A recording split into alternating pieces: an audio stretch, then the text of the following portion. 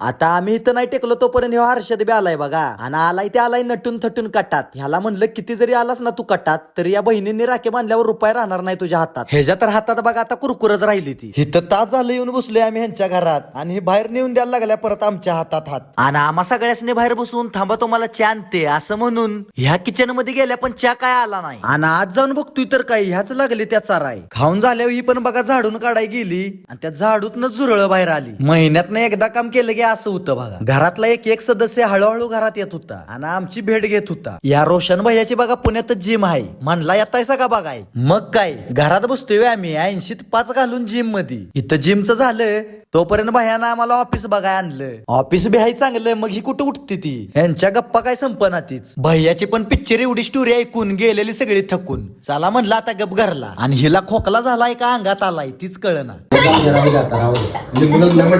इथं गळभर जेवली ती तरी वरणाने आईस्क्रीम मागती ती. म्हणून जेवून झाल्यावर आईस्क्रीम खायचं नियोजन टाकलंय. खादीचं नाव काढल्यावर तेवढं चांगलं वागती ती. एका मागणं एक चालत येते ती. गाडी काढून गेलो की पार्सल आणायला. ह्यासनी पण मेरिडियनच खायला लागतंय. साधं खाल्ल्यावर काय अपचन होतंय वे तुमचं. इथं आणल्या बघा साखरेला मुंग्या कशा चिकटते त्या तसं आईस्क्रीमच्या डब्याला या पुरी चिकटलेल्या. मला आलेलं टेन्शन माझ्या वाटणीला येतंय का नाही. माझ्या वाटणीला जेव्हा आलं तेव्हा मला बरं वाटलं. एवढ्यात कुठं संपतंय बाकीचं पुढच्या व्लॉग मध्ये दाखवायला लागतंय.